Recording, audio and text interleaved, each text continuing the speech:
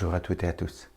C'est vraiment une très grande joie de vous recevoir ici, que de nous retrouver tous ensemble pour cet office essénien. Un office essénien un peu particulier parce que nous préparons Noël. Et donc ça sera bien entendu le thème aujourd'hui de notre office, le Noël éternel.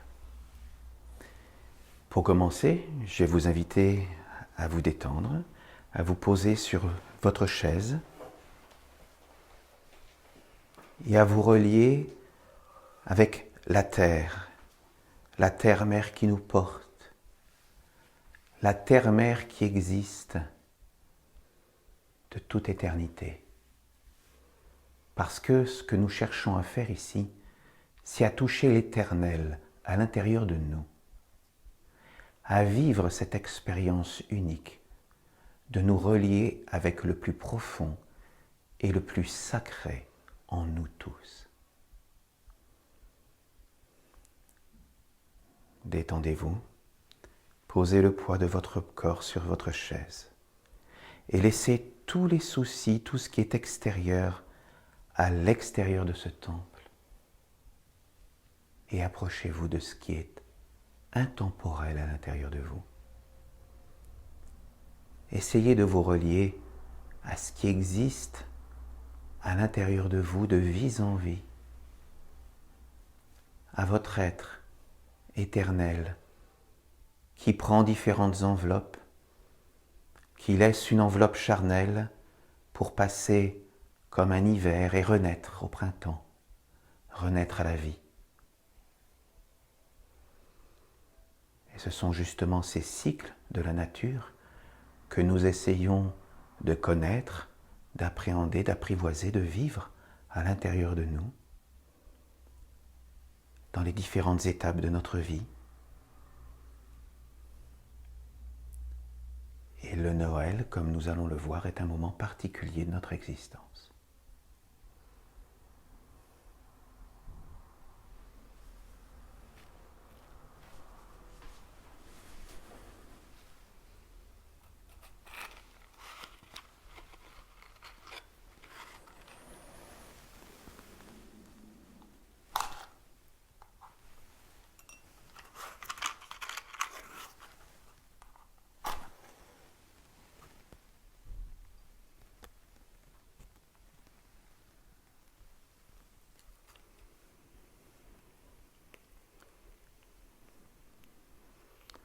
Par la flamme éternelle, par mon ange, j'appelle la flamme du Père, la flamme de la Mère, la flamme de la maison de Dieu,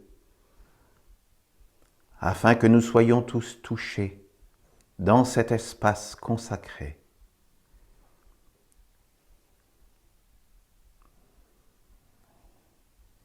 Et que la flamme soit accueillie à l'intérieur de nous et nous permette de nous relier à ce qui est sacré à l'intérieur de nous.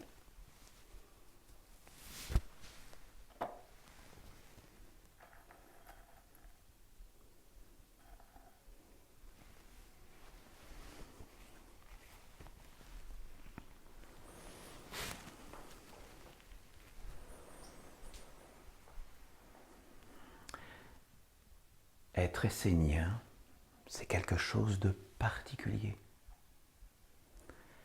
Vivre en tant qu'essénien, c'est être libre.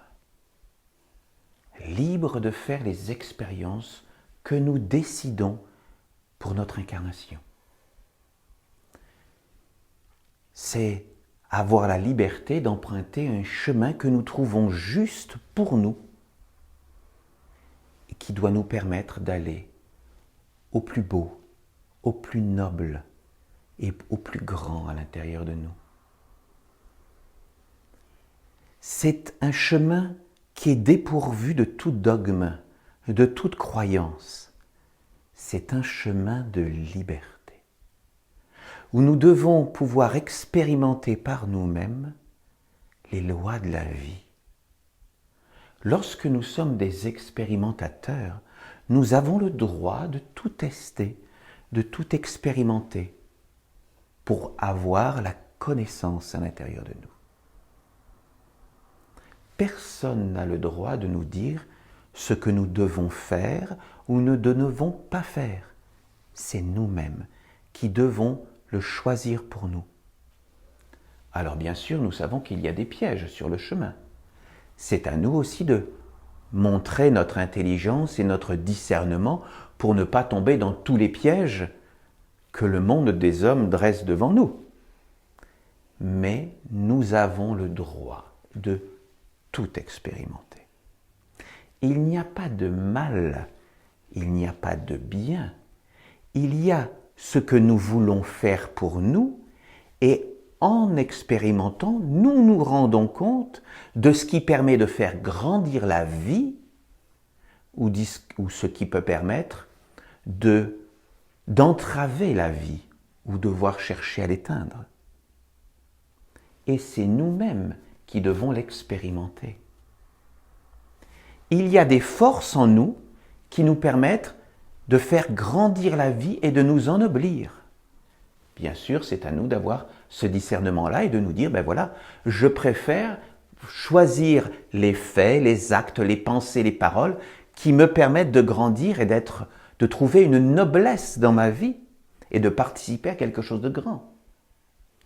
Ce qui peut venir, les situations, les expériences qui pourraient entraver ma vie et m'amener vers la chute, vers la tristesse, vers le malheur, vers la maladie, c'est à moi d'avoir le discernement de les éviter. Mais si je veux les expérimenter, je suis libre. J'ai la liberté. Et aucun jugement. Personne n'a à vous condamner. C'est vous-même qui devez expérimenter et goûter les événements de votre vie. Et comme nous semons une graine, nous récoltons les fruits de ce que nous avons semé. Nous semons la joie, le bonheur et la sagesse autour de nous. Nous récoltons la joie et la sagesse autour de nous. Ce sont des lois de la nature. Si je plante un pommier, je récolte un pommier. Les lois de la nature sont aussi simples que cela.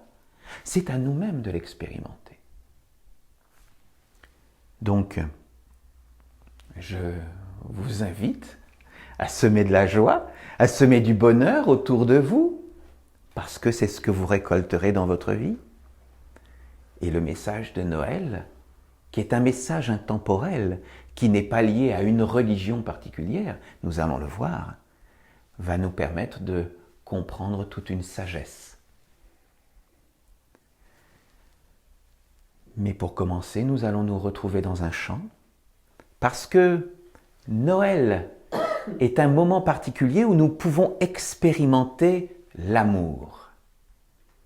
C'est vraiment l'un des messages particuliers de ce moment-là, l'amour. Et donc, je vais vous inviter à l'expérimenter par un chant.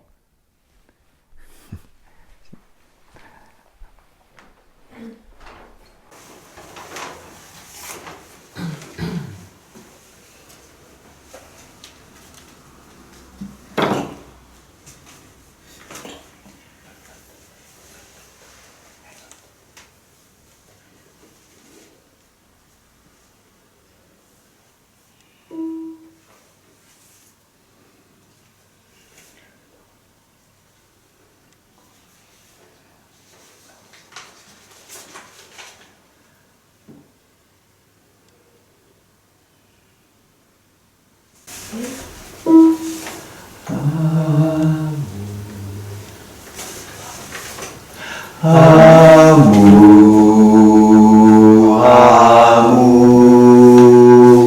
ô ange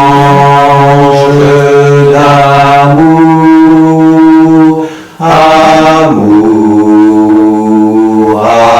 amour, toi source de la vie, amour, amour, ô ange d'amour, amour, amour, toi source de la vie.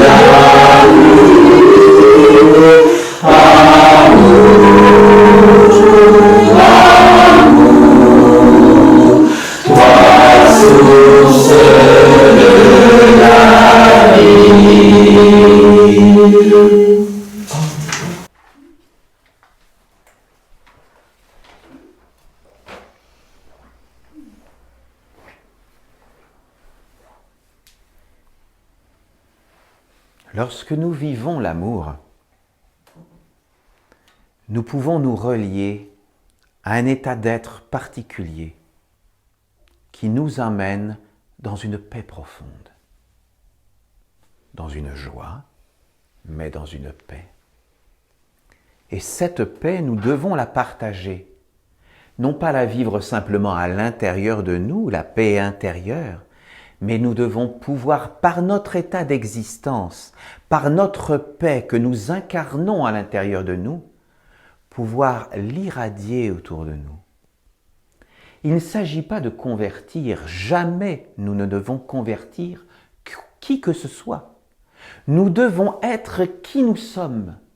Et par la vie qui émane de nous, par la noblesse de la vie qui émane de nous, nous devons pouvoir attirer à nous tous les êtres qui, par sympathie, par accord harmonieux au niveau de ces énergies, doivent pouvoir être attirés par ce qui émane de nous, par la lumière qui émane de nous. La paix, nous devons la vivre et l'irradier autour de nous. Et lorsque nous transmettons la paix autour de nous, comme une flamme, notre flamme intérieure que nous transmettons à quelqu'un, nous ne perdons rien de notre paix intérieure. Nous faisons que transmettre, et cette personne à son tour peut transmettre la paix qui vit à l'intérieur de lui. Et c'est ainsi que progressivement, un jour, nous l'espérons, le monde sera dans la paix. Non pas une paix artificielle du monde des hommes, faite par les canons pour dire nous préparons la paix, la dissuasion. Non, ça ce n'est pas la paix. La paix, c'est la paix véritable, la paix éternelle qui doit vivre à l'intérieur de nous, que nous appelons à l'intérieur de nous, mais que nous devons vivre pour transmettre. Et lorsque nous sommes dans notre axe, dans notre rayon, stable dans notre vie, nous pouvons être en paix et nous pouvons le transmettre à l'extérieur de nous. Et c'est ce que je vous invite à vivre par le chant suivant, Da Pacem.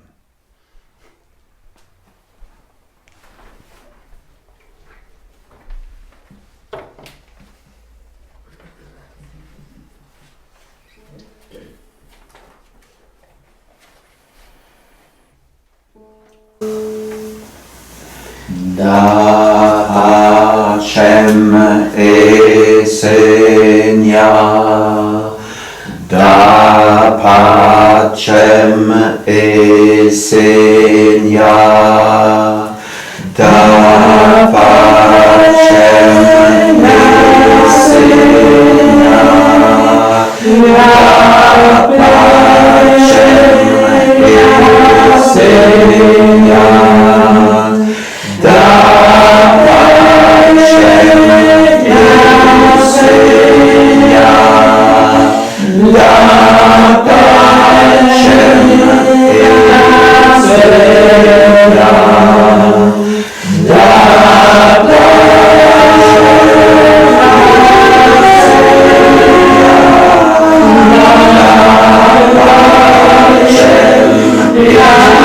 Yeah.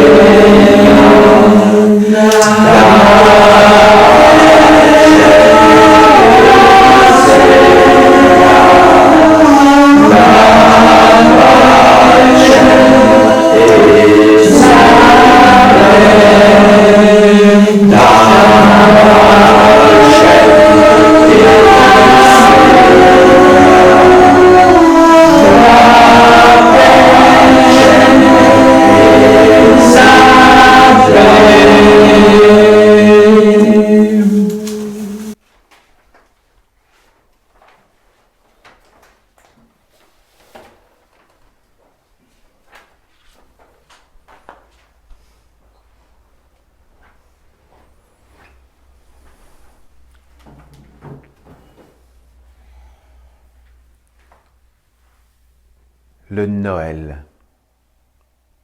Noël éternel, qui est-il?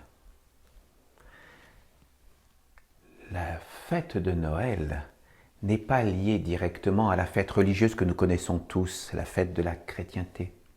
Parce que cette fête était en fin de compte connue bien avant la chrétienté, durant l'Antiquité. Il y avait la fête des semailles, qui étaient les fêtes liées au dieu Saturne que l'on appelait à ce moment-là les Saturnales. Et donc, ces fêtes étaient fêtées aux alentours du 20 décembre, dans de multiples cultures. Et c'était en fin de compte une fête de la nature. Parce que lorsque nous voulons nous rapprocher de quelque chose d'éternel, c'est avant tout sur la nature que nous devons nous fixer. Fixer les rythmes de nos vies. Fixer le rythme de l'agriculture. Parce qu'au départ, les hommes, ce qu'ils voulaient, c'était vouloir cultiver la terre et en connaître les secrets. Ils avaient compris que les semailles se font à un certain moment de l'année. Il fallait retourner la terre à certains moments. Il fallait accompagner la croissance des végétaux à d'autres moments. Et la récolte se faisait à un autre moment également. Donc, lorsque nos vies suivent le rythme des saisons, nous suivons en fin de compte les lois de la nature, celles qui nous permettent d'être en harmonie avec un tout. Parce que un homme, un individu tout seul, sans lien avec la nature, ça n'existe pas. Un être ne pourrait pas vivre sans la terre qui le porte, sans les rythmes de la nature autour de lui, sans le soleil qui se lève et qui se couche.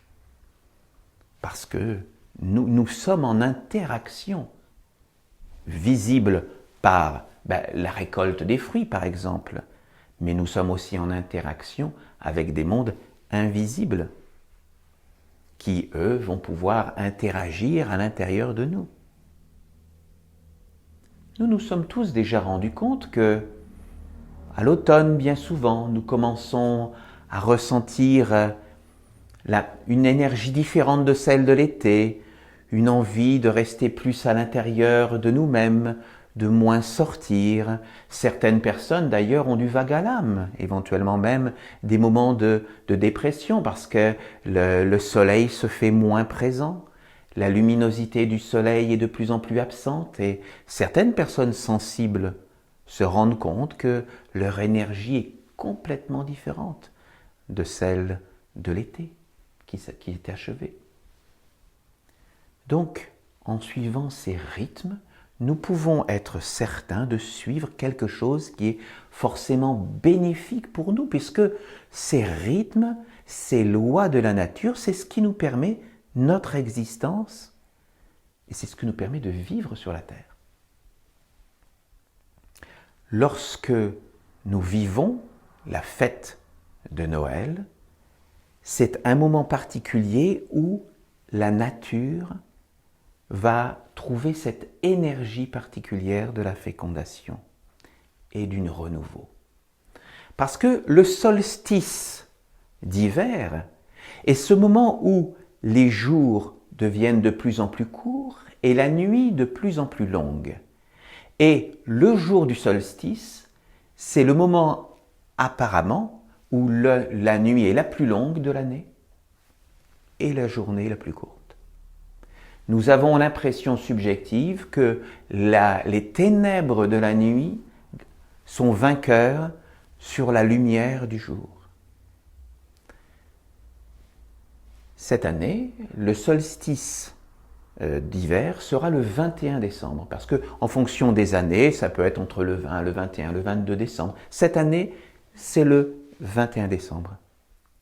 Et le moment particulier du minuit du 21 décembre, c'est le seul moment de l'année où, à minuit, le soleil se trouve exactement aux antipodes de la position où nous nous trouvons. C'est-à-dire que si, à minuit, nous tournions la tête vers nos pieds et si la terre était transparente, nous verrions le soleil sous nos pieds.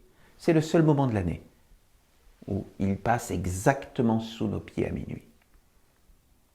C'est à ce moment-là donc que le soleil est le plus loin de nous. Mais à partir du lendemain, c'est tout autre. À partir du lendemain, les journées commenceront à être plus longues et les journées commenceront à gagner en longueur par rapport à la nuit. C'est le renouveau de la lumière. Ce solstice d'hiver, c'est le moment particulier où nous pouvons faire voir la lumière renaître à l'intérieur de nous. Et c'est un moment de fête pour toute la nature. Parce que la nature, elle n'est pas déracinée, comme nous les hommes bien souvent, où nous avons oublié le sens des choses.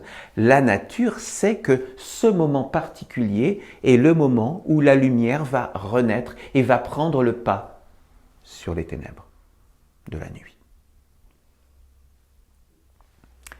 Si on veut chercher un peu le sens symbolique de toutes ces choses-là, nous nous rendons compte que nous, dans notre vie, qu'est-ce qui nous anime? Bien souvent, c'est notre moi éphémère, notre ego. Nous vivons notre vie, puis nous avons l'impression d'exister dans le monde des hommes. Mais en réalité, si nous ne vivons que pour cette partie-là, cette partie mortelle, parce que notre moi personnel, il est mortel. Si nous ne vivons que pour cela, nous nous rendons compte que nous ne vivons pas pour l'essentiel. Parce qu'à l'intérieur de nous, il y a une partie intemporelle, une partie sacrée. Et si nous aimons lui consacrer un petit peu de temps chaque jour, eh bien nous allons nous rendre compte qu'au fur et à mesure du temps que nous lui consacrons, cette partie éternelle va pouvoir prendre plus d'importance dans notre vie et nous allons pouvoir plus respirer avec elle. Nous allons pouvoir lui donner une importance et elle va pouvoir éclairer notre vie. Ce n'est pas notre ego personnel qui fait le moi-je qui a de l'importance. Parce que lui, il est bien souvent pris par plein d'illusions. L'illusion du monde de la société actuelle, l'illusion du monde de la consommation. Mais la partie éternelle qui vit à l'intérieur de nous et qui se réincarne de vie en vie, elle, c'est le précieux. Et l'idéal est de pouvoir lui consacrer du temps, la faire grandir à l'intérieur de nous, la nourrir. Et pour la nourrir, ce sont les instants que nous vivons actuellement, ces instants privilégiés où nous essayons justement d'utiliser des principes naturels, les principes, les lois de la nature que nous essayons de mettre en œuvre, de redécouvrir, c'est une sagesse que nous essayons d'apporter, d'expérimenter ensemble, eh bien c'est ça qui fait grandir cette partie éternelle à l'intérieur de nous. Noël, c'est cela. C'est reconnaître ce qui est sacré pour pouvoir lui donner une place de plus en plus importante dans notre vie, à partir du moment où nous la reconnaissons juste pour nous.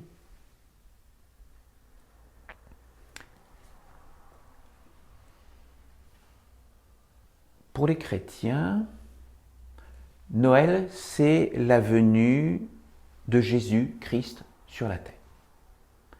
Nous savons, historiquement parlant, que Jésus, qui est un homme qui a existé sur la terre, n'est pas né le 25 décembre. Ça, les historiens le savent très bien. Il serait né plutôt au printemps, d'après certaines sources, parce qu'il y avait les bergers, etc. Bon, je ne pourrais pas rentrer dans ces détails, je ne suis pas un expert de ces choses-là. Et, selon certaines sources, il serait né aux environs des -4 avant Jésus-Christ. Et ce n'est qu'en 352 que, sous le pape Libère, eh bien, la fête de Noël chez les chrétiens a été décidée le 25 décembre, jour d'anniversaire de la naissance de Jésus. C'est donc une fête assez récente pour la chrétienté à cette date-là. Mais si on essaie de voir quand même la symbolique qui se cache derrière cela, parce que vous avez tous déjà entendu parler de la grotte, de l'âne, du bœuf, de Jésus dans sa crèche. Bon. Mais en réalité, même si on sait qu'historiquement parlant, les choses ne se sont pas faites comme ça, il y a une sagesse dans ces symboles. Et il est intéressant d'en comprendre le sens. La grotte, tout d'abord.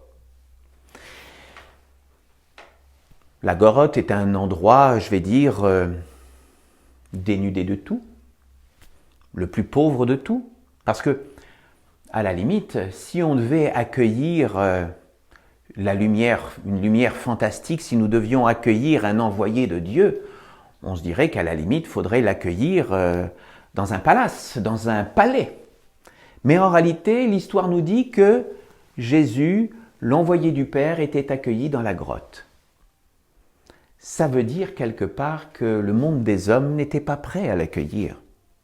Que le monde des hommes préférait le laisser reculer dans une grotte, dans ce qu'il y a de plus pauvre, et ne pas le mettre dans la victoire directement. Parce que si on veut accueillir quelqu'un dans une royauté, c'est de le mettre dans un palais, et non pas dans une grotte. Mais ça veut dire aussi que pour nous-mêmes dans notre vie, posons-nous la question, est-ce que nous-mêmes, nous sommes prêts à accueillir le grand et la lumière à l'intérieur de notre vie à nous? Ou est-ce que nous lui donnons une part ridicule de notre existence, mettons 5 minutes par jour pour avoir une pensée vers quelque chose de sacré? Ou est-ce que nous disons, ben non, pour moi, il existe quelque chose de grand, d'intemporel, je veux vivre, je veux participer à ce qui est grand, et donc je veux lui donner une place dans ma vie. Bon, nous savons bien que nous vivons dans un monde, dans une société des hommes, où nous devons avoir un temps pour notre travail, pour notre famille, pour nos amis. Il ne s'agit bien entendu pas de nous exclure de quoi que ce soit. Nous devons vivre avec les hommes. Mais est-ce que nous sommes prêts à accueillir la lumière à l'intérieur de nous et lui donner de plus en plus d'importance? La symbolique du bœuf, de l'âne et de Jésus dans sa crèche est aussi pleine d'enseignements. Le bœuf, tout d'abord. Le bœuf, dans la tradition de l'Antiquité, c'était l'animal qui servait pour travailler dans la force, dans les champs.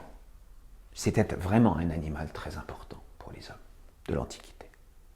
Et donc, effectivement, le bœuf est le symbole de la force. Dans la tradition essénienne, nous savons que la force est quelque chose qui vit et que nous devons développer à l'intérieur de notre ventre. La force, nous devons la porter ici, l'incarner dans notre ventre et la développer, la mettre au service de quelque chose de grand. L'âne, lui, est le symbole de l'intelligence. Bien souvent, quand on traite quelqu'un d'âne, on croit vouloir dire que c'est quelqu'un qui est bête. Mais en réalité, pas du tout. Il faut savoir que l'âne est un animal très intelligent, même plus intelligent que les chevaux, d'après certains experts. Et lorsqu'autrefois on affublait un mauvais élève du bonnet d'âne, c'était en réalité une sagesse. Parce qu'à ce moment-là, il ne s'agissait pas de le stigmatiser comme certaines personnes l'ont cru et l'ont déformé. En donnant un bonnet d'âne à quelqu'un, c'est qu'on voulait lui donner la sagesse et l'intelligence de l'animal que l'on voulait lui mettre au niveau de sa tête. C'était un symbole d'intelligence que l'on souhaitait lui transmettre. Malheureusement, tout ça a été perdu et déformé. Et bien souvent, on a cru que c'était le contraire. L'âne est un être très intelligent. Et donc, lorsque l'on veut développer l'intelligence de l'âne en nous, l'intelligence, c'est ici, au niveau de notre tête, que nous cherchons à faire grandir, à développer quelque chose de sacré pour nous. Et Jésus, lui, Jésus, que venait-il nous apporter? Je suis sûr que vous le savez déjà. Jésus venait nous apporter l'amour. L'amour, il était venu là comme l'intermédiaire entre le bœuf qui vit là, l'âne qui est ici, et lui représentait notre cœur, l'amour que nous devons développer dans notre vie. Parce que si l'amour ne vit pas ici et que ce sont les forces animales de la volonté qui régit notre vie sans amour, mais nous faisons n'importe quoi de notre vie si c'est que notre volonté qui part au-devant de nous et qui nous guide. Si nous sommes mus que par une volonté bestiale, eh bien, on voit quel désastre cela fait chez certains hommes. Si l'intelligence nous conduit, mais une intelligence sans amour, sans but sacré, on voit par exemple les dégâts dans la science. La science, c'est une intelligence démesurée, mais sans lien avec le sacré. Et avec une intelligence démesurée, on peut faire des OGM, on peut faire une intelligence artificielle même, mais sans lien avec le sacré et l'intemporel. Il faut donc que dans notre vie, et c'est cela, toute la sagesse que nous devons comprendre, nous soyons mus dans notre vie par une force qui soit sous la gouvernance de l'amour et de la sagesse. Et c'est lorsque nous manifestons à l'intérieur de nous ces trois centres sacrés, eh bien que nous pouvons cheminer dans notre vie et être actifs, poser des actes en accord avec les lois les plus sacrées de la nature. Ça, c'est le message du Noël éternel, du Noël intemporel.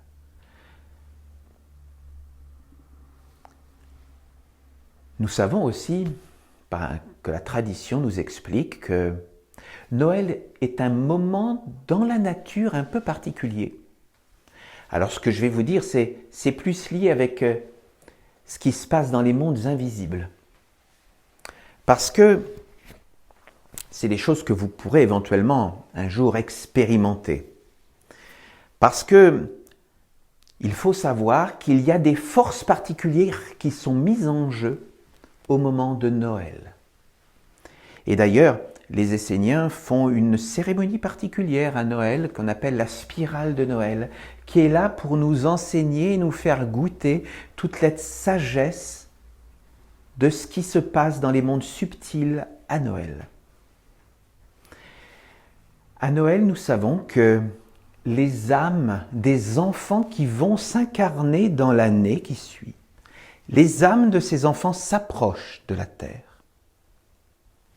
à ce moment particulier, parce que c'est un moment d'une naissance, d'une lumière qui prend le pas sur les ténèbres. Et donc, les âmes des enfants qui vont naître dans l'année sont appelées et se rapprochent de notre terre à ce moment-là. Tandis que les âmes des personnes qui sont décédées dans l'année vont pouvoir s'éloigner et quitter la terre. C'est vraiment un moment de bascule et d'échange particulier où il y a ce croisement dans une spirale dans l'invisible entre les âmes qui s'en vont, qui quittent le monde terrestre et les âmes qui s'approchent du monde de la terre. Lorsque nous vivons des expériences particulières et que nous pouvons expérimenter ces choses-là. Il y a aussi une autre symbolique sur laquelle je vais m'attarder quelques instants. Parce que dans notre société actuelle, vous savez, il y a le fameux sapin de Noël. Qu'est-ce qu'il vient nous apprendre, le sapin de Noël? Alors, sous nos latitudes, vous savez, c'est un sapin. Alors que sous d'autres latitudes, ça peut être le palmier, par exemple. Alors, vous voyez, nous en avons un sapin de Noël. Alors, le sapin est un arbre qui, quelles que soient les saisons, reste vert. Donc, il exprime la vie. Alors là, malheureusement, vous voyez, c'est un sapin artificiel. Nous n'avons pas voulu extraire de la nature un végétal, nous avons préféré prendre son double artificiel. Mais l'arbre, voyez, nous montre, par sa forme aussi, si nous le regardons par-dessus, nous pouvons voir comme une sorte de spirale qui monte. Parce que l'arbre est aussi le symbole de la force d'une volonté qui s'exprime pour monter vers le ciel. Et lorsque nous décorons le sapin de Noël en conscience, que faisons-nous? Parce que dans les guirlandes et dans les boules, il y a des symboles. Les guirlandes que nous pouvons mettre autour du sapin représentent la tradition ininterrompue qui existe depuis l'aube des temps. Cette tradition est ce qui permet de relier l'homme au sacré intemporel. Que ce soit du temps des Égyptiens, que ce soit du temps des Atlantes, le sacré a existé et les hommes ont pu se relier au sacré intemporel. Et les guirlandes que nous mettons autour du sapin sont là pour nous montrer ce lien ininterrompu des hommes sincères avec le sacré à l'intérieur d'eux-mêmes. Les boules, que représentent-elles? Les boules, elles représentent les maîtres qui se sont incarnés depuis l'aube de l'humanité. Nous savons que des êtres particuliers dans l'histoire se sont incarnés. Alors, dans certaines religions vont vous dire le seul maître c'est Jésus, puis d'autres vont vous dire nous le seul maître c'est Moïse, d'autres vont nous dire le seul maître c'est Bouddha, etc. Pour les Esséniens, il y a eu une succession ininterrompue de maîtres qui se sont incarnés. Parce que nous savons qu'il y a des grands hommes, ou des femmes aussi, qui se sont incarnés dans une alliance pour nous apporter quelque chose de vrai et d'authentique qui existe de toute éternité.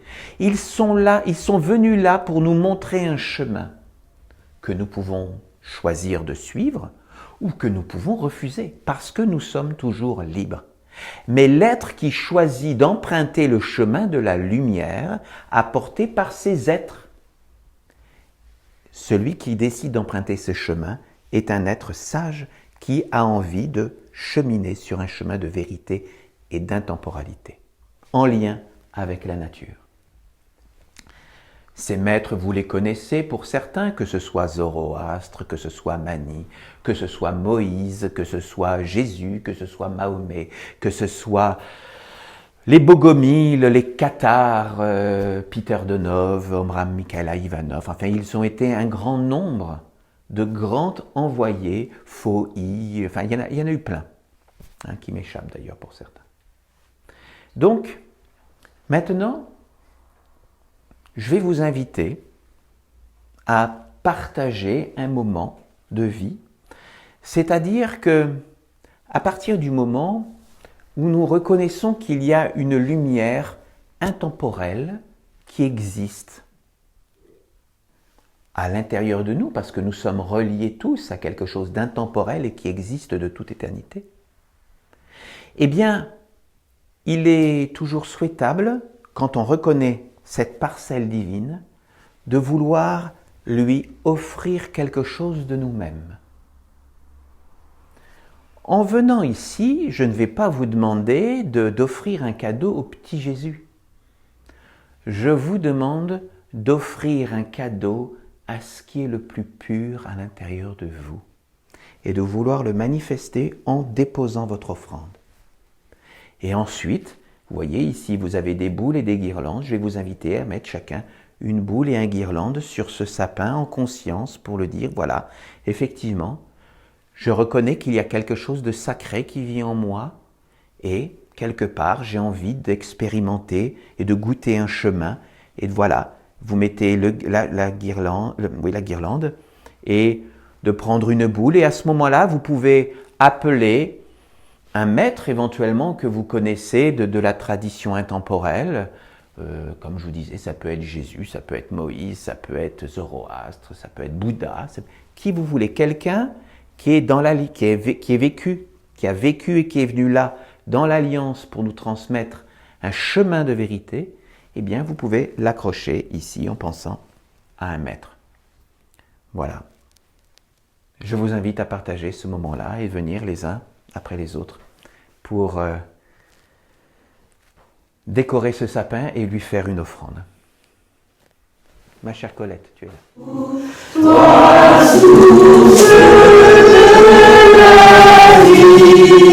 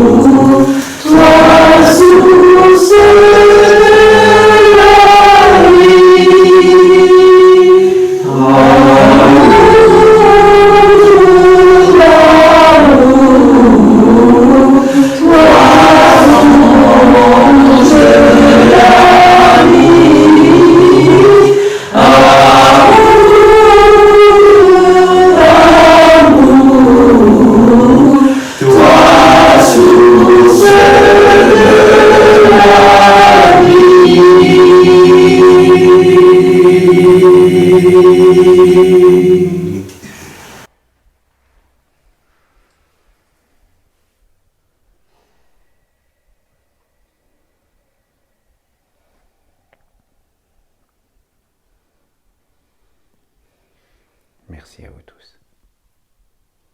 Merci à vous tous pour ce moment béni, ce moment privilégié que nous avons vécu ensemble.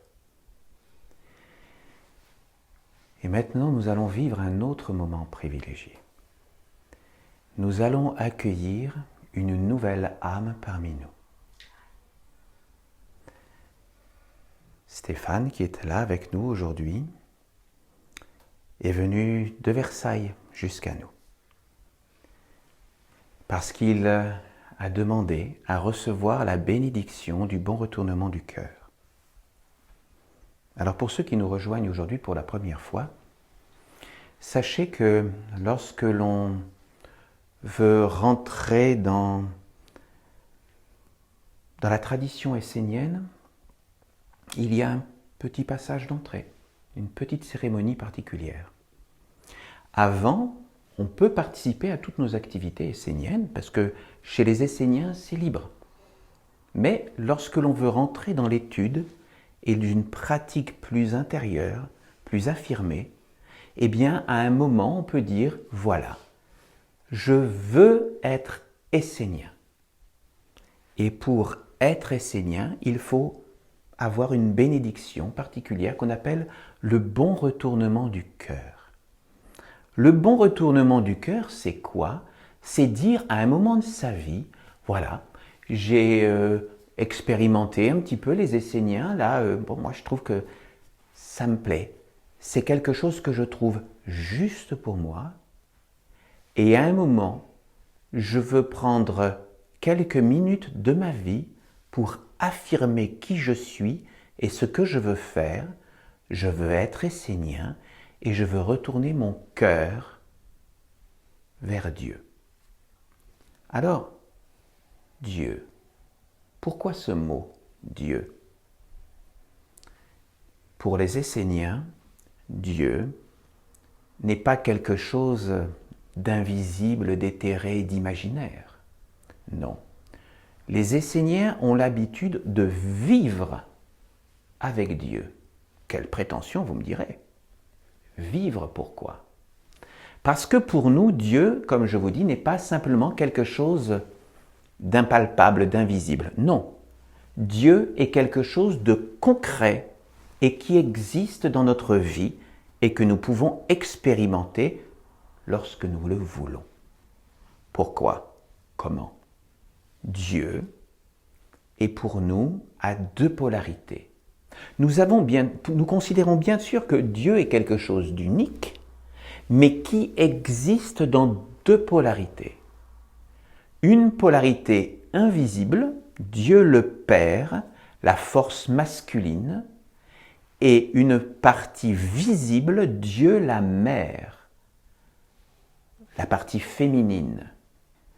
Et l'un n'existe pas sans l'autre, comme certaines religions ont voulu nous le faire croire. Certaines religions ont voulu nous faire croire qu'il n'y avait qu'un Dieu le Père qui existait dans les cieux, très loin, très très loin, invisible, tellement invisible que pour beaucoup de nos contemporains, c'est devenu une chose complètement abstraite ou même qui considère qu'il n'existe pas de Dieu. On a le droit de considérer cela en toute liberté, évidemment. Mais lorsque l'on prend un instant pour considérer que le masculin ne peut pas exister sans le féminin, que les lois de la nature sont comme cela, que le pôle plus et le pôle moins sont indissociables, que dans la tradition, si vous voulez, la tradition taoïste, le yin et le yang, vous le savez, le symbole de ce cercle avec le noir d'un côté, le blanc de l'autre et la pastille rouge et blanche de chaque côté. Vous connaissez ce symbole? Eh bien, nous savons que le noir ne peut pas exister sans la lumière, que le plus ne peut pas exister sans le moins, que le masculin ne peut pas exister sans le féminin. Et ces religions qui ont voulu nous faire croire qu'il n'y avait qu'un Dieu le Père, c'était en réalité une vision phallocrate pour amoindrir la portée et l'importance des femmes dans notre société. Les Esséniens veulent remettre chaque chose à sa place. Les femmes ont leur importance. La mère, la féminité a quelque chose d'indispensable pour que l'homme soit à sa place. Le père dans l'invisible, la mère dans le visible. Et si vous voulez expérimenter Dieu, il y a une façon très simple pour cela, aller dans la nature. La nature est le règne de la mère, de Dieu la mère qui existe parmi nous. Et nous ne pouvons pas aller vers Dieu le Père si nous ne connaissons pas d'abord Dieu la mère avec ses lois, avec ses règles. Et donc, voilà, c'est pour cela que nous retournons notre cœur vers Dieu. Ce n'est pas un Dieu philosophique ou imaginaire, c'est vers Dieu dans sa splendeur positive, masculine et féminine. Et donc, Stéphane, qui nous a demandé à recevoir le bon retournement du cœur, c'est ce moment privilégié où il va dire des paroles qui vont s'inscrire dans ces corps subtils et qui seront dites dans tous les règnes et dans tous les mondes invisibles. Parce que nous savons que nos paroles existent dans le monde de la matière, mais qu'elles ont une répercussion dans des mondes invisibles. Et donc, c'est ce moment privilégié que nous allons vivre ensemble, accueillir cette nouvelle âme, parce qu'à partir du moment où le rituel aura été fait, Stéphane aura sur lui des sceaux dans ses corps subtils, parce qu'il aura prononcé ces paroles et que certains gestes auront été faits. Dans ses corps subtils, il aura ces sceaux qui feront que, pour les mondes invisibles et divins, il sera reconnu comme un Essénien. Est-ce que tu veux bien participer avec nous? Eh bien, je t'invite à venir nous rejoindre. Tu n'as pas besoin de tes lunettes, mais par contre, la Bible, nous en avons besoin. Éveillé de la terre entière, unis dans un même élan d'amour,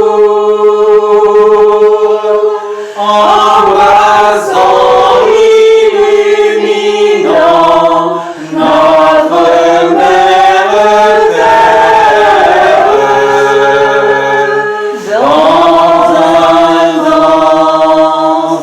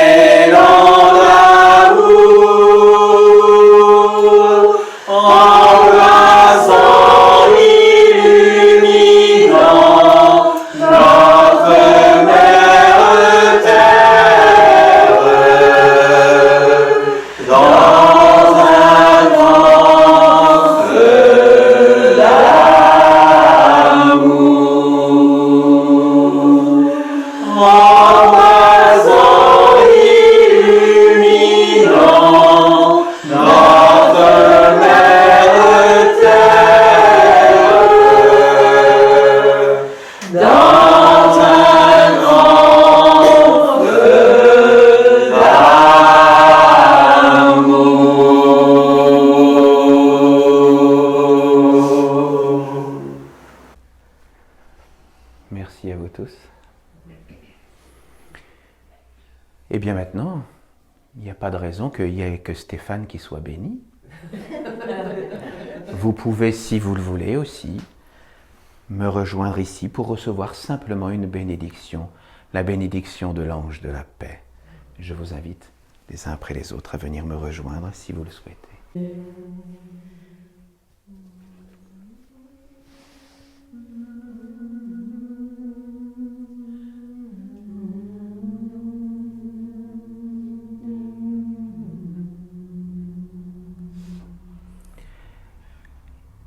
Il y a quelque chose qui me semble utile de préciser, parce qu'il y a plusieurs personnes qui viennent là aujourd'hui pour la première fois. Je voudrais vous expliquer le terme Église essénienne chrétienne. Parce que certaines personnes parfois se disent, bon, en fin de compte, les religions, on sait ce que c'est, toutes les façons, ça n'apporte que du malheur sur la terre, il faut se méfier des religions. Et pourtant, les Esséniens se définissent comme une religion, mais dans le sens noble du terme. Parce que comme vous le savez, chez nous, il n'y a pas de dogme, il n'y a pas de foi, donc chacun doit cheminer à son propre rythme, selon ce qu'il a envie d'expérimenter dans sa vie. Mais nous sommes néanmoins une religion parce que le terme religion signifie relier.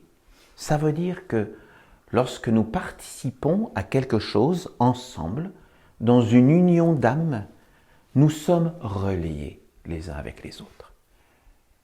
Mais je vais aller plus loin.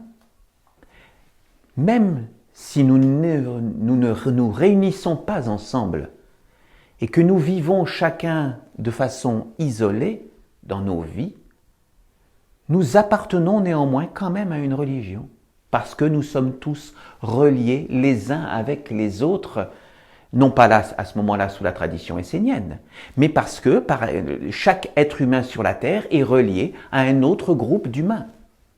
On peut être relié avec un groupe au sein de notre travail, participer à une équipe. Nous sommes à ce moment-là reliés au sein d'une équipe.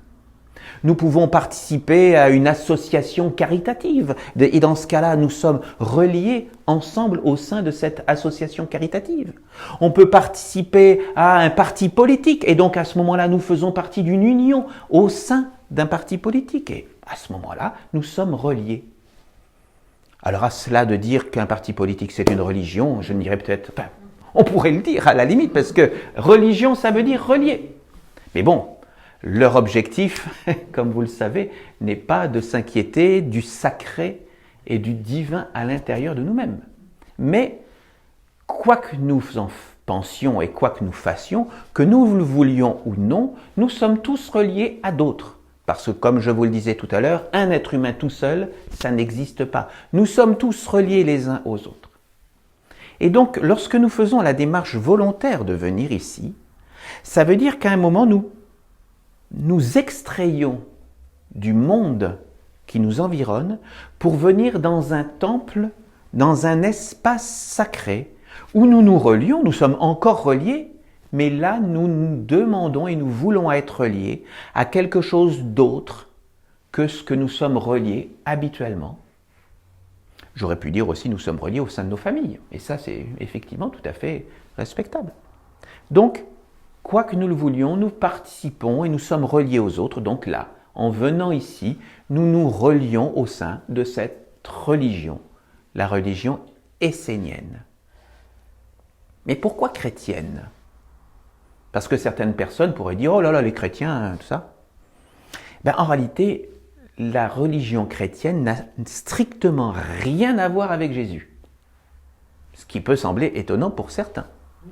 Parce que beaucoup de personnes vont se dire « les chrétiens, c'est Jésus-Christ ». Mais en réalité, pas du tout. Parce que comme je l'évoquais tout à l'heure, les Esséniens reconnaissent les maîtres qui se sont succédés dans toute l'histoire de l'humanité. Donc, effectivement, nous reconnaissons Jésus comme un maître, mais nous n'avons pas d'exclusivité particulière pour lui, et pour quiconque d'ailleurs. Nous reconnaissons Moïse, nous reconnaissons Bouddha, nous reconnaissons Zoroastre, et tous les autres que j'ai évoqués tout à l'heure, et bien d'autres même qui ne sont pas connus dans l'histoire, qui n'ont pas forcément laissé une trace importante dans l'histoire. Donc, Pourquoi chrétien? Chrétien, en réalité, ça a une signification précise qu'il me semble utile d'expliquer. Chrétien veut dire l'état de Christ. L'état de Christ, c'est l'état de l'homme voulu par Dieu à l'origine des temps. C'est-à-dire est un Christ, celui qui a évolué suffisamment dans sa vie pour se perfectionner et pour être à un niveau de maîtrise de sa vie où il a atteint l'état d'évolution particulière qu'on appelle l'état de Christ. Alors vous connaissez Jésus, c'est vrai. Mais en réalité, ce que vous ne savez peut-être pas, c'est qu'il y a eu plein d'autres maîtres dans l'histoire de l'humanité qui eux aussi ont été des Christ, qui ont atteint cet état d'évolution ultime de l'homme réalisé sur la terre, où ils ont été des Christ. Et donc, là, nous nous appelons Église essénienne chrétienne, parce que nous sommes une église, une assemblée, et nous nous définissons comme esséniens, c'est-à-dire une tradition particulière, dans la volonté de cheminer dans notre vie pour arriver à un moment ultime où nous pourrons un jour aussi être un Christ. C'est pour cela que nous nous appelons esséniennes chrétiennes. Donc ça n'a rien à voir avec l'école de Jésus de façon exclusive. Non, non. Nous cheminons sur un chemin que nous reconnaissons juste pour nous. Chacun pouvant reconnaître ça juste ou pas. Mais nous l'empruntons parce que c'est ce qui nous correspond à nous, d'un moment de notre existence.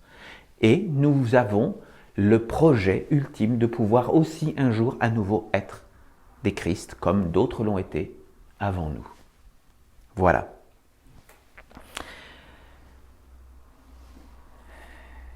Je vous remercie pour votre présence, pour vos regards amicaux, pour tous vos sourires.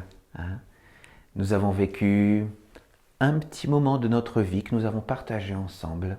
Je vous invite bien sûr à nous retrouver le mois prochain, où nous aurons encore plein d'autres choses à expérimenter et à vivre ensemble, si vous le souhaitez. Et en tout cas, vous serez toujours les bienvenus parmi nous. Et pour vous qui nous écoutez sur Internet également, vous êtes toujours les bienvenus pour regarder toutes nos vidéos sur le site église essénienne chrétienne de Nouvelle-Aquitaine.fr avec les petits tirets entre chaque mot. Et voilà, nous allons donc nous séparer par un chant. Donc je laisse la place à notre chef de chœur.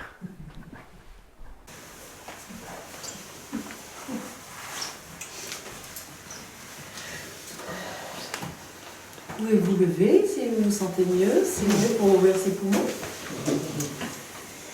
3, 4, une nouvelle ère.